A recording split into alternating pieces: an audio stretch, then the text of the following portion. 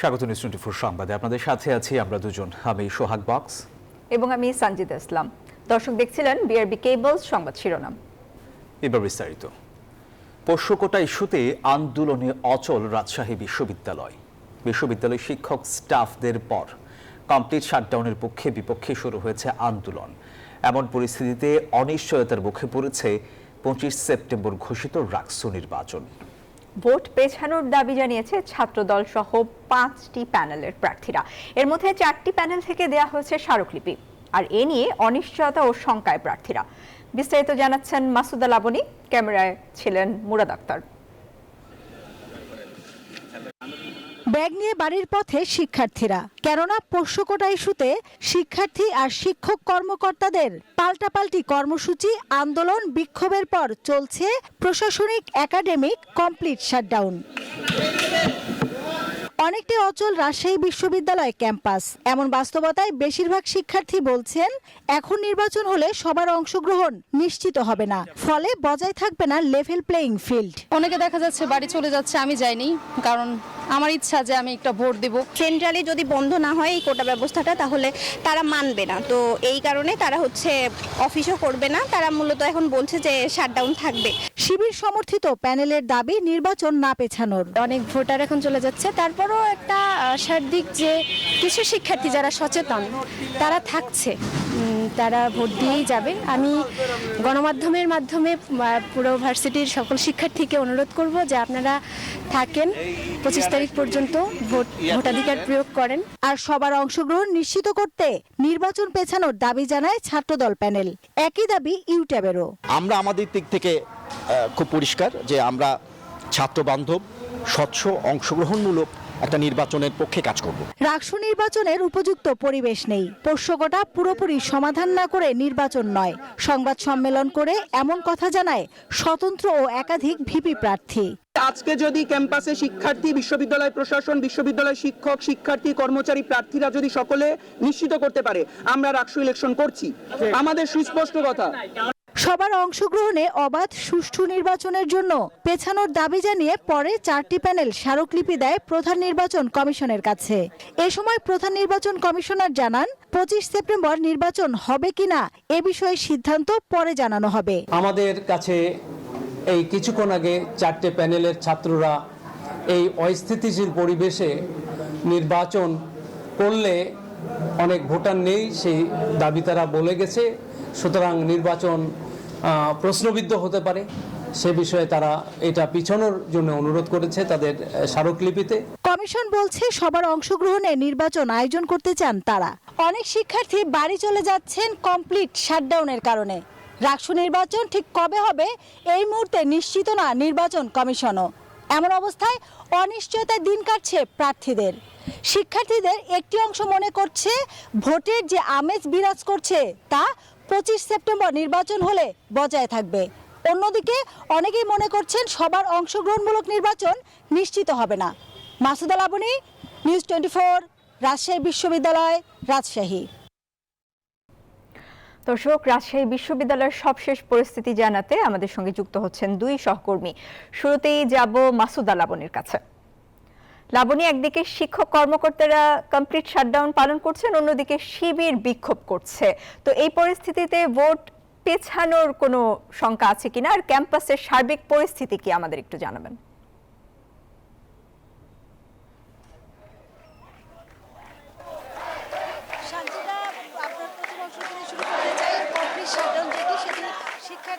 শিক্ষক কর্মকর্তা কর্মচারী তাদের একটি অংশ এটি প্রত্যাহার করেছে, তবে বড় অংশ কিন্তু এখনো কমপ্লিট শাটডাউনের মধ্যে আছে। এবং এই যে কমপ্লিট শাটডাউন, এর পাশাপাশি 4টি প্যানেল এবং ছাত্রদল প্যানেল নির্বাচন পেছানোর দাবি জানাচ্ছিলেন। পাশাপাশি শিবিরের যে প্যানেল তারা নির্বাচন যেন 25 সেপ্টেম্বর অনুষ্ঠিত হয় সেই দাবিটি রাখছিলেন। এবং এরকম একটি বাস্তবতায় নির্বাচন কমিশন বিকাল 4টার পরে বৈঠকে বসেন এবং সেই বৈঠক থেকেই সিদ্ধান্ত আসবার কথা যে 25 সেপ্টেম্বর নির্বাচন হচ্ছে নাকি নির্বাচন পেছাবে। সেই বৈঠকটি 4টায় শুরু হওয়ার কথা, যদিও কিছুক্ষণ পরে শুরু হয় এবং 6:30 পর্যন্ত নির্বাচন কমিশন কোনো সিদ্ধান্তে পৌঁছাতে না পারার কারণে ঠিক 6:30টার পরে হঠাৎ করে এই নির্বাচন কমিশন কার্যালয়ের সামনে হঠাৎ করে শিবির সমর্থিত প্যানেল থেকে বিক্ষোভ করা হয়, মিছিল করা হয় এবং তারা 25 সেপ্টেম্বরে যেন নির্বাচন হয় সেই দাবিটি জানান। এর সাথে সাথে এখানে যে যারা এই পাশটিতে আছেন এখন এই মুহূর্তে এরা হলো স্বতন্ত্র প্রার্থী এবং এই স্বতন্ত্র প্রার্থী যারা তারা বলছেন যে নির্বাচনটি যেন পেছানো হয় এবং ভোটারবিহীন নির্বাচন, রাষ্ট্র নির্বাচন ভোটারবিহীন হবেন, এই নির্বাচনটি আসলে নিরপেক্ষ হবে না এবং তারা বলছেন যে রাকসু নির্বাচন কখনোই ভোটারবিহীন হতে পারে না, এরকম একটি কথাই বলছেন। এখানে কিন্তু পাশে শিবির সমর্থিত যে প্যানেল সেই প্যানেলে জিএস প্রার্থী থেকে শুরু করে অন্যান্যরাও আছেন, অর্থাৎ দুই পাশেই কিন্তু দুই পক্ষই কিন্তু পাল্টাপাল্টি আসলে স্লোগান দিচ্ছেন এবং একই জায়গাতে বেশ উত্তেজনকর পরিস্থিতি বিরাজ করছে। সানজিদা, আমাদের আরেকজন সহকর্মী আছেন মাহমুদ হাসান, তার কাছে জানবো, সে এই পাশেই আছেন। হাসান, আপনি তো ঠিক এই বিক্ষোভের মধ্যেই আছেন এবং আরেক পাশে অর্থাৎ একই জায়গাতে শিবির সমর্থিত প্যানেল থেকে বিক্ষোভ করা হচ্ছে, আপনি কারোর সাথে কথা বলতে পেরেছেন কিনা, তারা কি বলছে?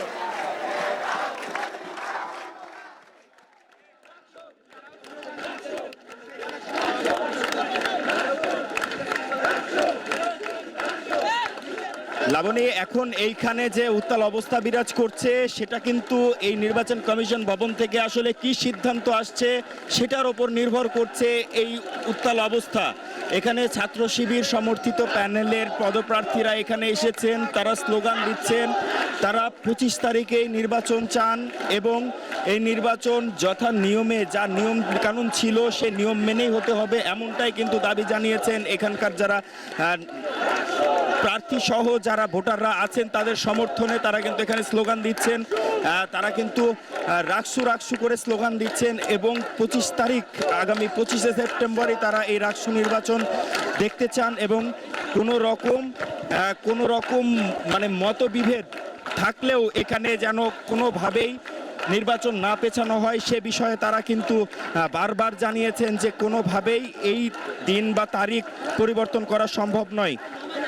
তবে একটি বিষয় আপনাদেরকে জানাই যে গতকাল বা গত পরশুদিন থেকে যে পোষ্য কোটা ইস্যুতে যে আন্দোলন চলছিল সেই আন্দোলনের প্রেক্ষিতে পুরো রাজশাহী বিশ্ববিদ্যালয় শাটডাউন ঘোষণা করে প্রশাসন এবং এখানে ক্লাস পরীক্ষা সব বর্জন করা হয় এবং সব রকম প্রশাসনিক কার্যক্রম কিন্তু এখানে বন্ধ। এর মধ্যে হঠাৎ করে অনিশ্চয়তা যে বিষয়টি, সেই অনিশ্চয়তার বিষয়টি হচ্ছে যে আদৌ কি রাকসু নির্বাচন যথা নিয়মে যথা সময়ে হবে কিনা সেই বিষয়ে কিন্তু উদ্বেগ উৎকণ্ঠা পেরিয়ে এখন কিন্তু বিকালে 4টার পরে কিন্তু এই কমিশন সভা শুরু হয়েছিল এবং সেই কমিশন সভা শেষে কিন্তু কিছুক্ষণের মধ্যে আমরা জানতে পারবো যে আদৌ আসলে নির্বাচন যথা সময়ে যথা নিয়মে যথা সময়ে হচ্ছে কিনা। তো এই ছিল আমার কাছে সর্বশেষ রাজশাহী বিশ্ববিদ্যালয় থেকে রাকসু নির্বাচনের সর্বশেষ। ডাকসু নির্বাচন নিয়ে বারবার অভিযোগ দিলেও তদন্তের নামে কালক্ষেপণ করছে ঢাবি প্রশাসন। নির্বাচনের 12 দিন পর আনুষ্ঠানিক অভিযোগ জানালো ছাত্রদল প্যানেল। মধুর ক্যান্টিনে ব্রিফিংয়ে ভিপি প্রার্থী আবিদুল ইসলাম খান জানান, বারবার অভিযোগ এলেও ব্যালট পেপার কোথায় ছাপানো হয়েছে তা জানায়নি প্রশাসন। তাদের অভিযোগ জালিয়াতি কারচুপি করতেই রোভার স্কাউটদের মাধ্যমে বহিরাগত শিবির কর্মীরা ক্যাম্পাসে প্রবেশ করে। 9 সেপ্টেম্বর অনুষ্ঠিত হয় বহুল প্রতীক্ষিত ডাকসু নির্বাচন। সকালে উৎসবের ভোট বেলা গড়াতেই পরিণত হয় অভিযোগনামায়। টিএসসি কেন্দ্রের সিসিটিভি ক্যামেরা বন্ধ থাকে কয়েক ঘন্টা। এসবের পরও গণনা শেষে ঘোষণা করা হয় বিজয়ীদের নাম। অনেক শঙ্কা থাকলেও কোনো রকম সংঘাতের ঘটনা ঘটেনি। তবে আনুষ্ঠানিকভাবে নির্বাচন কমিশন অভিযোগ জানিয়েছিল ছাত্রদল সহ বেশ কিছু প্যানেল। পরবর্তীতে কয়েক দফায় তদন্ত করে নোটিশ দিয়ে সেসব অভিযোগ অস্বীকার করে কমিশন। ভোটের 12 দিন পর আবারও ডাকসু নির্বাচনের অনিয়ম কারচুপি নিয়ে আনুষ্ঠানিক অভিযোগ জানালো ছাত্রদল। সোমবার মধুর ক্যান্টিনে সংবাদ সম্মেলনে এ অভিযোগ করেন ছাত্রদল সমর্থিত প্যানেল। অভিভাবক তুল্য শিক্ষকদের বারংবার আশ্বাসে বিশ্বাস রেখে আমরা ডাকসু নির্বাচনের বিষয়ে সর্বোচ্চ আন্তরিকতা দেখিয়ে সার্বিক সহযোগিতা বজায় রেখেছি। তাফসিল ঘোষণার পরেও নানান অনিয়ম পরিলক্ষিত হয়। আমরা যথানিয়মে তাদের নিকট সকল অভিযোগ জানিয়ে সমাধান চেয়েছি, কিন্তু একটি অনিয়মেরও কোনো সমাধান না দিয়ে আমাদের শিক্ষকেরা সেই বিশ্বাসের মর্যাদা রাখতে পুরোপুরিভাবে ব্যর্থ হয়েছেন। এ সময় প্যানেলটির ভিপি প্রার্থী মোহাম্মদ আবিদুল ইসলাম খান বলেন, নির্বাচনের স্বচ্ছতা নিয়ে শুরু থেকেই প্রশ্ন ছিল। ব্যালট পেপার কোথায় ছাপা হয়েছে সে সম্পর্কে তাদেরকে কোনো তথ্য দেওয়া হয়নি। অরক্ষিত অবস্থায় গাউসুল আজম মার্কেটের একটি ছাপাখানায় ব্যালট পেপার পড়ে থাকতে দেখা যায়, যা নির্বাচনে জালিয়াতির সুযোগ তৈরি করেছে। একটা কিরোসিরিবশত আমি হঠাৎ একটা কাগজ উঠাই এবং সেখানে দেখি যে আমাদের এই ব্যালট পেপার, আমি তৎক্ষণাৎ সেটা ছবি তুলি, কিন্তু সেখানে আমাদের বিশ্ববিদ্যালয়ে কেউ ছিল না, পুলিশ প্রশাসন কেউই ছিল না। এই যে ব্যালট পেপারের ছবি এবং যে আঙ্গুল দেখছেন, সে আঙ্গুলও কিন্তু সেই ছেলেটারই আঙ্গুল। এবং সেখানে আমরা সেই ফোন থেকে আমরা আইফোনে ছবি তোলা, সেখানে 7 সেপ্টেম্বর 2025 রাত 12:57 AM লেখা আছে। সুতরাং এটাকে ভুল প্রমাণিত করার কোনো সুযোগ আমাদের হাতে কিংবা আপনাদের হাতে নেই। সংবাদ সম্মেলনে নিরাপত্তার দায়িত্বে থাকা বিএনসিসি ও রোভার স্কাউটের সদস্যরা বহিরাগত শিবির কর্মীদের ক্যাম্পাসে প্রবেশের সুযোগ করে দিয়েছে বলে গুরুতর অভিযোগ তোলা হয়। নির্বাচনের দিন ক্যাম্পাসের প্রবেশ মুখে নিরাপত্তার দায়িত্বরত কতিপয় বিএনসিসি, রোভার স্কাউট ও গার্লস গাইড সদস্যের সহায়তায় একটি নির্দিষ্ট গোষ্ঠীকে ক্যাম্পাসে অবাধে প্রবেশের সুযোগ দেওয়া হয়েছে বলে শিক্ষার্থীদের পক্ষ থেকে একাধিক অভিযোগ এসেছে এবং একাধিক বহিরাগত শিবির কর্মীকে শিক্ষার্থীরা হাতে নাতে ধরে প্রক্টর অফিসে সুপর্দ করেছিল। ভোট গণনার সময়ে পুলিং এজেন্টদেরকে কার্যত নিষ্ক্রিয় ভূমিকা পালন করতে বাধ্য করা হয়েছে। ডাকসু নির্বাচনে ওঠা বিভিন্ন অভিযোগ পর্যালোচনার জন্য ছাত্রদল যথেষ্ট সময় দিয়ে ধৈর্যের পরিচয় দিয়েছে বলেও দাবি করা হয় সংবাদ সম্মেলনে। সুতরাং আমরা কিন্তু পূর্বের রাজনৈতিক সংস্কৃতি থেকে বেরিয়ে এসে ধৈর্যের পরিচয় দিয়েছি। আল মোহামিনুল খান, নিউজ 24, ঢাকা। জামায়াত বিএনপির অনড় অবস্থানের কারণে ফেব্রুয়ারির নির্বাচন অনিশ্চিত হয়ে পড়েছে বলে মনে করছে এনসিপি। আর দলটির নেতারা মনে করেন শাপলা ছাড়া অন্য প্রতীক নিয়ে নির্বাচনে যাবে না তাদের দলটি। আগামী নির্বাচনে 300 আসনের মধ্যে 150টি আসনে জয়ী হবে এনসিপি বলেও দাবি করেন নাসির উদ্দিন পাটোয়ারি। নিবন্ধনের অগ্রগতি সম্পর্কে জানতে এনসিপির প্রতিনিধিরা নির্বাচন কমিশনে আসে সোমবার বিকেলে। প্রধান নির্বাচন কমিশনারের সঙ্গে 4 সদস্যের প্রতিনিধি দল বৈঠক শেষে জানায়, এনসিপির অধীনে গণফোরাম সহ অনেকগুলো দল নির্বাচন করবে। অধীনস্থ দলগুলো এনসিপির প্রতীকেই নির্বাচন করবে বলে জানান দলটির মুখ্য সমন্বয়ক নাসির উদ্দিন পাটোয়ারি। তবে শাপলা ছাড়া আর কোনো প্রতীকে নির্বাচন করবেন না বলে জানান তারা। এনসিপি নিবন্ধনটা যেই প্রতীকে হবে এটা অবশ্যই শাপলা, সাদা শাপলা অথবা লাল শাপলা, এই তিনটির মাধ্যমে হতে হবে। এর ব্যত্যয় করা যাবে না এবং যদি করা হয় সেই ক্ষেত্রে আমরা ফার্দার আপনাদের সামনে উপস্থিত হব যে আমরা এটা কিভাবে নিতে হয় সেটা আমরা ইনশাল্লাহ জানি। এছাড়াও এনসিপির প্রতিনিধিরা বলেন, আগামী নির্বাচনে 300 আসনেই প্রার্থী দেবে তারা। 150 আসনে জয়ী হবার প্রত্যাশা তাদের। আমরা আমাদের যে সার্ভেগুলো করেছি, আমরা 150টি আসনের মতো এনসিপির জয়ী হওয়ার সম্ভাবনা রয়েছে। আমরা সেগুলো নিয়ে ইতিমধ্যেই আমাদের একটি সকল যারা জেলার সমন্বয়কারী প্রধান রয়েছেন আমরা তাদেরকে ঢাকায় ডেকেছিলাম। আমরা তাদেরকে মাঠে প্রস্তুতি নেওয়ার জন্য কথা বলেছি। বলেন, জামায়াত ও বিএনপির তরুণ প্রার্থী এবং গণঅভ্যুত্থানে অংশগ্রহণকারী প্রার্থীদের প্রতি মৌন সমর্থন থাকবে এনসিপির। জামায়াত ও বিএনপির অনড় অবস্থানের কারণে ফেব্রুয়ারির নির্বাচন অনিশ্চিত হয়ে পড়েছে বলে মনে করছে তারা। এই পার্লামেন্টে এবং এটাও আমরা কনসিডারেশনে রেখেছি, যেখানে জামায়াত থেকে যারা তরুণরা দাঁড়াবে, যারা গণঅভ্যুত্থানে অংশগ্রহণ করেছিল, বিএনপি থেকেও যে তরুণ সমাজরা অংশগ্রহণ করবে, আমরা তাদেরকে বিভিন্ন জায়গায় যারা ভালো মানুষ তাদের প্রতি আমরা মৌন সাপোর্ট দিব। সৈনিকদেরও জাতীয় সংসদে নিতে চায় বলে জানায় এনসিপি। যারা আমাদের বাচ্চাদের উপর গুলি চালায়নি সেই সৈনিক ভাইদেরকেও আমরা পার্লামেন্টে নিতে চাচ্ছি। অন্তরা বিশ্বাস, নিউজ 24, ঢাকা। 111-এর মতো বিএনপির বিরুদ্ধে অপপ্রচার চালিয়ে রাজনীতি থেকে সরিয়ে দেওয়ার ষড়যন্ত্র চলছে, এমন অভিযোগ করেছেন দলটির সিনিয়র যুগ্ম মহাসচিব রুহুল কবির রিজভী।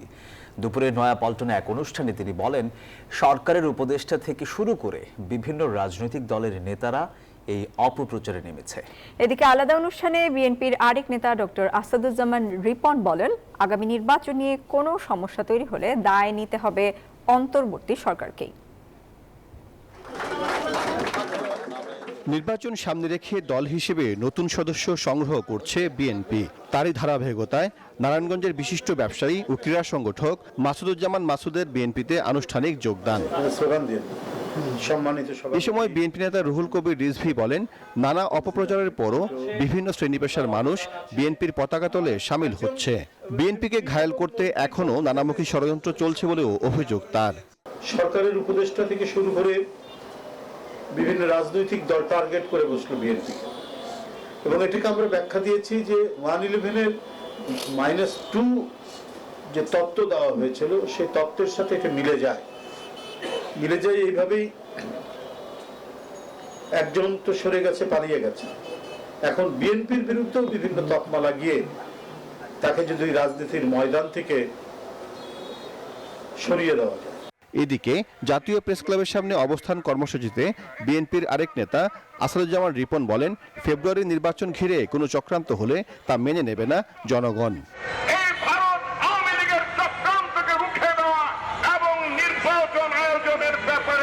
আমাদের শক্ত অবস্থান রাখা, যদি ফেব্রুয়ারিতে নির্বাচন অনুষ্ঠিত না হয় বাংলাদেশ অনিবার্যভাবে বিপদের মধ্যে পড়বে এবং ভারতীয় খপ্পরের মধ্যে চলে যাবে আমাদের রাজনীতি, যেটা আমরা হতে দিতে পারি না। জাতীয় প্রেস ক্লাবের সামনে আলাদা কর্মসূচিতে অংশ নেন বিএনপি চেয়ারপারসনের উপদেষ্টা জয়নুল আবদিন ফারুক। বলেন, ফেব্রুয়ারিতে নির্বাচনের মাধ্যমে দেশে গণতন্ত্র ফিরে আসার প্রত্যাশা সর্বস্তরের মানুষের। অনুগ্রহ করে আগামী ফেব্রুয়ারির নির্বাচনকে শঙ্কামুক্ত করুন, শঙ্কার দিকে ঠেলে দেবেন না, কারণ আজকের এই গণতন্ত্র পুরাণের বিষয় হলো সচিবালয়ে হাসিনার প্রেতাত্মারা এখনো বসে আছে। গেল 3 নির্বাচনে যারা দায়িত্ব পালন করেছেন, আগামী নির্বাচনে তাদেরকে কোনো দায়িত্ব না দিতে ইসির প্রতি আহ্বান জানান তিনি। এই বিশ্বাসঘাতকদেরকে চিহ্নিত করুন। সাইফুল ইসলাম, নিউজ 24, ঢাকা। আগামী জাতীয় নির্বাচনের পূর্বেই জুলাই সনদের আইনি ভিত্তি দিতে হবে, এমন মন্তব্য করেছেন ইসলামী আন্দোলন বাংলাদেশের আমির মুফতি মোহাম্মদ রেজাউল করিম। সোমবার হাজারীবাগের গণসমাবেশে এইসব কথা জানিয়েছেন ইসলামী আন্দোলন বাংলাদেশের আমির। জানান, সেই সনদে জুলাই অভ্যুত্থানের স্বীকৃতির পাশাপাশি পিলখানা ও শাপলা গণহত্যার বিষয়েও উল্লেখ থাকতে হবে। দেশের মানুষের ভাগ্য পরিবর্তনের জন্য আগামী নির্বাচন পিআর পদ্ধতিতে হতে হবে। বিদ্যমান ব্যবস্থায় নির্বাচন হলে মৌলিক সংস্কারও হবে না বলে জানান তিনি। আমরা কি বলেছি, জুলাই সনদের মধ্যে এই যে পিলখানা যে হত্যা হলো, এই হত্যাটা পিলখানার সেই জুলাই সনদের ভিতরে আসতে হবে। আমরা কি বলেছি, শাপলা চত্বরে যে মানুষগুলো নির্মমভাবে হত্যা করেছে তাদের লিস্ট এবং তাদের সেই ইতিহাস জুলাই সনদের ভিতরে আসতে হবে। জুলাই গণঅভ্যুত্থান দমনে ছাত্র জনতার উপর হেলিকপ্টার থেকে বোমা ফেলার নির্দেশ দেন শেখ হাসিনা। আন্দোলনের সময় শেখ হাসিনা ও হাসানুল হক ইনুর ফোন আলাপে এসব তথ্য নিশ্চিত হয়েছে বলে জানিয়েছে ট্রাইব্যুনাল। সোমবার আদালতে এই ফোন আলাপ দাখিল করা হয়। এদিন জেরার মুখোমুখি হন বাংলাদেশের আহ্বায়ক জুনায়েদ ও সাক্ষ্য দেন শহীদ সৈকতের বড় বোন। বর্বর হত্যার মাস্টারমাইন্ড হিসেবে তারা শেখ হাসিনার ফাঁসি চান। জুলাই গণহত্যার মাস্টারমাইন্ড বলা হয় আন্দোলনের মুখে ভারতে পালিয়ে যাওয়া সাবেক প্রধানমন্ত্রী শেখ হাসিনাকে।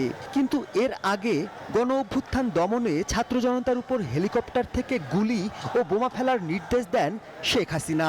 ট্রাইব্যুনালে সাক্ষ্য দিতে আসা জুলাই যোদ্ধা ও স্বজন হারানোদের বয়ানও মিলছে তার অকাট্য প্রমাণ। এদিন জেরার মুখোমুখি হন সাক্ষী আলী আহসান জুনায়েদ। তিনি জানান, ছাত্র জনতার উপর নির্বিচারে গুলি চালিয়ে অনেককে হত্যা ও জখম করেছিল আইন শৃঙ্খলা বাহিনী। আহতদের বহনকারী অ্যাম্বুলেন্সেও গুলি করা হয়। চিটাং রোডের স্পটে আমাদের উপর সরাসরি হেলিকপ্টার থেকে, পুলিশ, র্যাব, বিজিবির গাড়ি থেকে সরাসরি গুলি করা হয়েছে। সেখানে অন দ্য স্পটে আমি নিজের চোখে 20 থেকে 25 জনকে পড়ে যেতে দেখেছি। 2024 সালের 19 জুলাই মোহাম্মদপুরে পুলিশের গুলিতে নিহত হন জুলাই যোদ্ধা সৈকত। সৈকতের বড় বোন সোমবার দুপুরে ট্রাইব্যুনালে সাক্ষ্য দেন। ভাই হত্যার বর্ণনা করে আসামিদের সর্বোচ্চ শাস্তির দাবি করেন তিনি। হাসিনা নির্দেশ দিয়েছিল স্টুডেন্টদেরকে মারার। একটা ফোন আলাপে তিনি ডিরেক্ট এই কথা বলে স্টুডেন্টরা রাজাকার এবং তাদেরকে ইংল্যান্ডের স্টাইলে মারা হবে। সেকেন্ড এই কথা বলেন, সে ডিরেক্ট লিথাল উইপন ওয়ার্ডটা ইউজ করে সে বলেছে যে হেলিকপ্টার এবং ড্রোন ব্যবহার করে স্টুডেন্টদের লোকেশনটা যাতে নির্ধারণ করা হয় এবং তাদের উপর লিথাল ওয়েপন ইউজ করা হয় এবং যাকে পাবে তাকে যাতে মেরে ফেলে, এই ধরনের কথা সে বলেছে। এ বিষয়ে আওয়ামী লীগ সরকারের শরিক জাসদ সভাপতি হাসানুল হক ইনুর সাথে ফোন আলাপ করেন সাবেক প্রধানমন্ত্রী শেখ হাসিনা। সেই ফোন আলাপের অডিও সোমবার ট্রাইব্যুনালের প্রসিকিউশনে দাখিল করা হয়। এদিকে জুলাই আন্দোলনের প্রথম শহীদ আবু সাইদ হত্যায় ৭ম দিনের সাক্ষ্য জেরা হয় ট্রাইব্যুনাল ২-তে। পরবর্তী সাক্ষ্য গ্রহণ হবে রোববার। মাহমুদুল হাসান, নিউজ 24, ঢাকা। ডেঙ্গুতে ঝরল আরও 2 প্রাণ। 24 ঘন্টায় হাসপাতালে ভর্তি 678 জন। হাসপাতালে ভর্তি রোগীদের মধ্যে নারীর তুলনায় পুরুষ রোগীর সংখ্যা বেশি। বিশেষজ্ঞরা বলছেন, বর্ষা দীর্ঘ হওয়ায় অক্টোবর মাসে আরও ভয়াবহ রূপে ফিরতে পারে ডেঙ্গু। বাড়তে পারে মৃত্যুর সংখ্যাও। ডেঙ্গু নিয়ন্ত্রণে এখনই হটস্পট ম্যানেজমেন্ট ও এডিস লার্ভা নিধনে পদক্ষেপ নেওয়ার পরামর্শ তার। বিস্তারিত আবির হোসেনের প্রতিবেদনে। ঢাকার হাসপাতালগুলোতে বাড়ছে ডেঙ্গু রোগীর চাপ, দীর্ঘ হচ্ছে মৃত্যুর সারি। আগস্টের তুলনায় সেপ্টেম্বরে আক্রান্তের সংখ্যা 3 গুণ। এরই মধ্যে একদিনে প্রাণ গেছে 12 জনের, যার মধ্যে বরিশালে 5 জন ও ঢাকায় 5 জন। মশাবাহিত এই রোগে কেন বাড়ছে এত মৃত্যু, তা নিয়ে বাড়ছে উদ্বেগ, উৎকণ্ঠা। বমি আসে, মাথা ঘুরায়, মুখে কোনো স্বাদ নাই, কোনো খাবার দাবার খেতে পারতেছি না, আর ঘুম হইতেছে না। একা একা চলতে পারি না, আমাকে ধরে ধরে নিয়ে গেছে, মাথা ছেড়ে দিচ্ছে, মাথা তুলতে পারি না। হাসপাতালে ভর্তি রোগীদের মধ্যে নারীর তুলনায় পুরুষ রোগী বেশি। চিকিৎসকরা বলছেন, জ্বর হলেই দেরি না করে নিতে হবে চিকিৎসকের পরামর্শ। লাস্ট এই 22 ডেজে আমার মনে হচ্ছে যারা ভর্তি হচ্ছেন তাদের কমপ্লিকেশনের পরিমাণ বাড়ছে। পাতলা পায়খানা, পেটে ব্যথা, অথবা যদি রক্তপাত হয়, অথবা মাথা ঘোরাচ্ছে, পড়ে যাচ্ছে, অর্থাৎ লো ব্লাড প্রেশারের ফিচার আসে, তাহলে সাথে সাথে আমরা ভর্তি হতে বলি। বর্ষা দীর্ঘ হওয়ায় অক্টোবর মাসে আরো ভয়াবহ রূপে ফিরতে পারে ডেঙ্গু, বাড়তে পারে মৃত্যুর সংখ্যা। এমন সংখ্যা কীটতত্ত্ব বিশেষজ্ঞ অধ্যাপক কবিরুল বাশারের। এডিস মশার ঘনত্ব, ডেঙ্গু রোগীর সংখ্যা, বৃষ্টিপাত, আর্দ্রতা, তাপমাত্রা, এই কয়েকটি প্যারামিটার মিলিয়ে আমরা যে ফরকাস্টিং মডেলটি তৈরি করি, সেখানে আমরা দেখতে পাচ্ছি যে অক্টোবরে ডেঙ্গু পরিস্থিতি খারাপ হওয়ার আরো বেশি ঝুঁকি আছে। ডেঙ্গু নিয়ন্ত্রণে এখনই হটস্পট ম্যানেজমেন্ট ও এডিসের লার্ভা নিধনে পদক্ষেপ নেওয়ার পরামর্শ তার। বিশেষজ্ঞদের মতে, ডেঙ্গু মোকাবেলায় ব্যক্তিগত সতর্কতার পাশাপাশি সমন্বিত উদ্যোগ নিতে হবে সিটি কর্পোরেশন, স্থানীয় সরকার ও জনগণকে একত্রে। আবির হোসেন, নিউজ 24, ঢাকা। এশিয়া কাপের সুপার 4-এ শ্রীলঙ্কার বিপক্ষে প্রথম ম্যাচ জয়ের পর বিশ্রাম কাটিয়ে আজ অনুশীলনে ফিরছে বাংলাদেশ ক্রিকেট দল। ভারতের বিপক্ষে ম্যাচকে সামনে রেখে নিজেদের ঝালিয়ে নেবে টিম টাইগার্স। এর আগে হংকংকে হারিয়ে এশিয়া কাপে দুর্দান্ত শুরু পায় বাংলাদেশ। তবে দ্বিতীয় ম্যাচে শ্রীলঙ্কার বিপক্ষে হোঁচট খেলেও শেষ ম্যাচে আফগানিস্তানকে উড়িয়ে সুপার 4 নিশ্চিত করে লিটন দাসের দল। এবার সুপার 4-এ শ্রীলঙ্কার পর টাইগারদের সামনে উঠতে থাকা ভারত। 24 সেপ্টেম্বর দুবাইয়ে টিম ইন্ডিয়ার বিপক্ষে মাঠে নামবে টাইগাররা।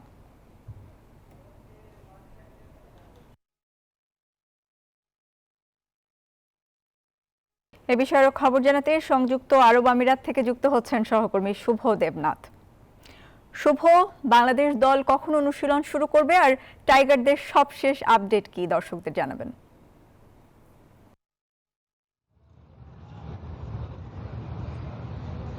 পদ্মা, ধন্যবাদ আপনাকে। বাংলাদেশ দল আর কিছুক্ষণ পরই দুবাইয়ের একাডেমি মাঠে অনুশীলন শুরু করবে। তারা এর মধ্যে হোটেল থেকে বের হয়েছে এবং আর কিছুক্ষণ পরে মাঠে প্রবেশ করবে এবং বাংলাদেশ দলের প্রতিনিধি হয়ে একজন সংবাদ সম্মেলনে অংশগ্রহণ করবেন। তারপরে পুরো দল অনুশীলন করবে একাডেমি মাঠে। এখন শ্রীলঙ্কা দল অনুশীলন করছে, আমরা দেখানোর চেষ্টা করবো। শ্রীলঙ্কা দলের অনুশীলন কিন্তু চলছে এবং বাংলাদেশের সঙ্গে তাদের হারের পরে শ্রীলঙ্কা দলের কোচ জয়সূর্যা কিন্তু পুরো দলের সঙ্গে মিটিং করছেন। কালকে পাকিস্তানের সঙ্গে তাদের ম্যাচ রয়েছে, সেখানে অনুশীলন চলছে। অপরদিকে বাংলাদেশ দল অন্য নেটে অনুশীলন করবে এবং দু দল বাংলাদেশের জন্য লাইফলাইন। যে শ্রীলঙ্কার হাত ধরে বাংলাদেশ সুপার 4 নিশ্চিত করেছিল এবং সেই শ্রীলঙ্কা কিন্তু এখন আসর থেকে ছিটকে যাওয়ার পথে দাঁড়িয়ে আছে। বাংলাদেশ সেখানে ফাইনালে স্বপ্ন তারা দেখতেই পারে।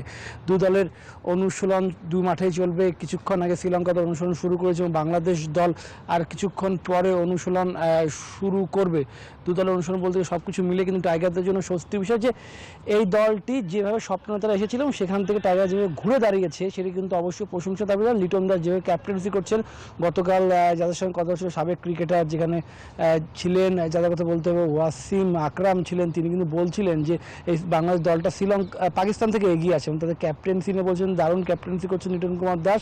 রিশাদের কথা জিজ্ঞেস করছিলেন রিশাদের কেন খেলানো হয়নি, কোনো ইঞ্জুরি সমস্যা আছে কিনা, তিনি কিন্তু এই বিষয়ে জানতে চাচ্ছিলেন। সব কিছু মিলে যে অন্য দলগুলো বাংলাদেশের দিকে নজর রাখছে সেটি বলার অপেক্ষা রাখে না। টাইগাররাও কিন্তু একটি যে স্বপ্ন এসেছিল এই মাটিতে, আরব আমিরাতের মাটিতে, সেই স্বপ্ন দীর্ঘ করতে চাইবে। 28 তারিখে কিন্তু তারা শিরোপা জিতেই দেশে ফেরার সুযোগ থাকে না, কারণ তারপরেও এইখানে আরব আমিরাতের মাটিতেই আফগানিস্তানের সঙ্গে ওয়ানডে আর T20 সিরিজ রয়েছে। সে কারণে বাংলাদেশ তারা চাচ্ছে যে যতটা সম্ভব ম্যাচটা ক্লোজ করা অথবা যতটা সম্ভব টুর্নামেন্টে শেষ করা। আর কিছুক্ষণ পরে বাংলাদেশ অনুশীলন শুরু করবে, ফ্লাড লাইটের নিচে টাইগারের অনুশীলন শুরু করবে পর্দা। এই ছিল আমার কাছে এখন পর্যন্ত দুবাই থেকে সর্বশেষ।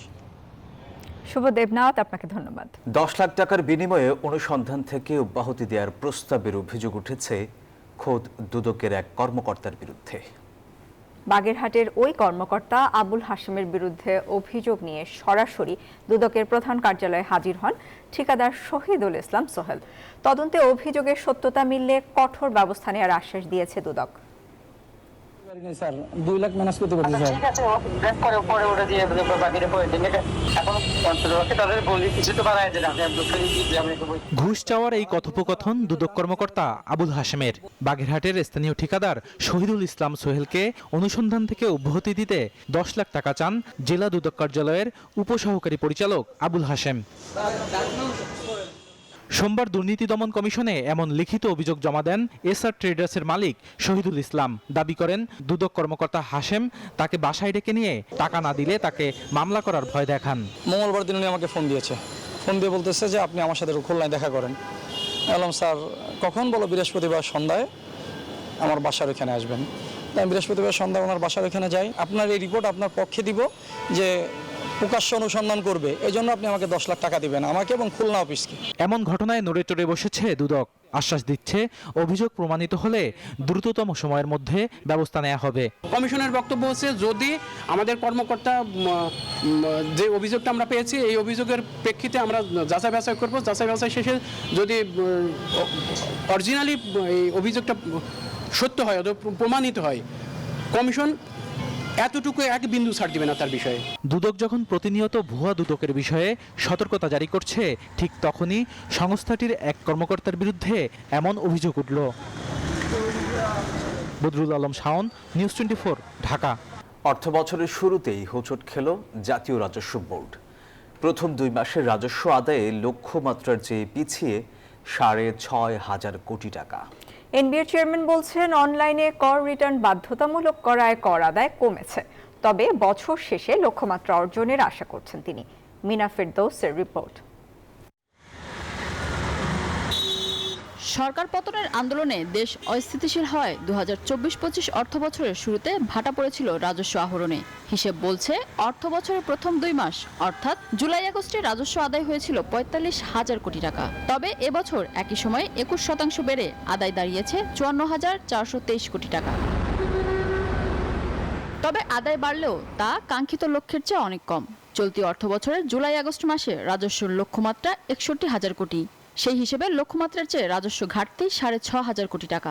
অর্থনৈতিক কর্মকাণ্ড জড়িত আছে, সে জায়গায় সরজমিনে প্রদর্শন করে করদাতাদের সাথে যোগাযোগ স্থাপন করে যৌক্তিক কর আহরণের ব্যবস্থা নিতে হবে। তবে এই ক্ষেত্রে মনে রাখতে হবে করদাতারা যেন কোনো ধরনের হয়রানির সম্মুখীন না হয়। গত আগস্ট মাসে সবচেয়ে বেশি 33% প্রবৃদ্ধি হয়েছে মূল্য সংযোজন কর থেকে। আদায় হয়েছে 11,000 কোটি টাকার বেশি। তবে ধস নেমেছে আমদানি রপ্তানি পর্যায়ে। এ খাতে আয় হয়েছে 7,647 কোটি টাকা, যা আগের বছরের একই সময়ের চেয়ে 360 কোটি টাকা কম। এনবিআর চেয়ারম্যান বলছে সংস্কার কার্যক্রম চলমান থাকায় কিছুটা কমেছে আদায়। আমাদের টেকনিক্যাল জটিলতার কারণে আপনারা দেখেছেন আজকে পেপারে যে কিছু নতুন ইকোনমিক কোডে আমরা টাকা জমা দিতে হয়েছে কাস্টম হাউসগুলো, সেই জন্য এগুলো সেপ্টেম্বরে আসছে। এরপরেও অ্যাকচুয়াল ফিগার যেটা আমাদের এক্সচেকারে জমা হয়েছে তাতে গত বছরের প্রথম 2 মাসের তুলনায় আমরা 21% বেশি আদায় করেছি, কিন্তু লক্ষ্যমাত্রার তুলনায় আমরা একটু কম আছি। এর আগে কর্মকর্তা কর্মচারীদের আন্দোলনের মুখে মে ও জুন মাসে ব্যাপক ক্ষতি হয় রাজস্ব আহরণে। শুধু জুন মাসেই আদায় কমেছে 10,000 কোটি টাকা। তবে আন্দোলন বন্ধের পর প্রায় 1,000 কর্মকর্তাকে বদলি, বরখাস্ত ও প্রত্যাহার করার পরও গতি আসেনি রাজস্ব আদায়ে। বদলিটা তো একটা স্বাভাবিক প্রক্রিয়া, এটা তো অস্বাভাবিক কিছু না। আমাদের সিস্টেম এন্ড প্রসেসগুলো অটোমেট করতে পারি, এই অটোমেশন প্রক্রিয়াটা যথেষ্ট সময় সাপেক্ষ কাজ। আমরা আগেও শুরু হয়েছে, সেটাকেই কন্টিনিউ করছি, একটু স্ট্রেংথেন করছি, নতুন করে আমরা অনেকগুলো অটোমেশনের কাজ করব। তো বছর আমরা যে বিভিন্ন কর অব্যাহতিগুলো দিতাম, সেগুলো বেশিরভাগ ক্ষেত্রে আমরা কর অব্যাহতিটা বন্ধ করেছি, অনেকগুলো বাতিল করেছি এবং নতুন করে কোনো কর অব্যাহতি দিচ্ছি না। এনবিআর এর হিসেবে গেল 2 মাসে সবচেয়ে বেশি রাজস্ব এসেছে ভ্যাট থেকে। দ্বিতীয় সর্বোচ্চ রাজস্ব আদায় কাস্টমস খাতে 17,248 কোটি টাকা। মিনা ফেরদাউস, নিউজ 24, ঢাকা। বিসিবি নির্বাচনে জেলা ও বিভাগের অ্যাডহক কমিটি থেকে কাউন্সিলর করা নিয়ে বিসিবি সভাপতি আমিনুল ইসলাম বুলবুলের চিঠির কার্যকারিতা 15 দিনের জন্য স্থগিত করার হাইকোর্টের আদেশ স্থগিত করেছেন চেম্বার আদালত। এর আগে সোমবার হাইকোর্টের বিচারপতি মোহাম্মদ মুজিবুর রহমান মিয়া ও বিচারপতি বিশ্বজিৎ দেবনাথ এর সমন্বয়ে গঠিত বেঞ্চ এক রিটের শুনানি শেষে অ্যাডহক কমিটি থেকে কাউন্সিলর চেয়ে বিসিবি সভাপতির চিঠি কেন অবৈধ নয় মর্মে রুল জারি করেন। বিসিবি সভাপতির চিঠির বৈধতা চ্যালেঞ্জ করে রিটটি করেছিলেন রাজবাড়ীর মঞ্জুরুল আলম সহ 4 জেলার সংক্ষুব্ধ 4 ব্যক্তি। তবে হাইকোর্টের আদেশ স্থগিত হওয়ায় আগামী 6 অক্টোবরের বিসিবি নির্বাচন আয়োজনে কোনো বাধা নেই বলে জানিয়েছেন আইনজীবী। এর আগে জেলা ও বিভাগীয় ক্রীড়া সংস্থা থেকে কাউন্সিলর হিসেবে মনোনীত হয়ে নির্ধারিত সময়ের মধ্যে বিসিবিতে ফর্ম জমা দিয়েছিলেন সাবেক খেলোয়াড় ও ক্রীড়া সংগঠকরা। তবে অ্যাডহক কমিটি থেকে যেসব জেলা ক্রীড়া সংস্থা কাউন্সিলের জন্য মনোনয়ন দেয়নি তাদের আবেদন বাতিল করেছেন বিসিবি সভাপতি আমিনুল ইসলাম বুলবুল।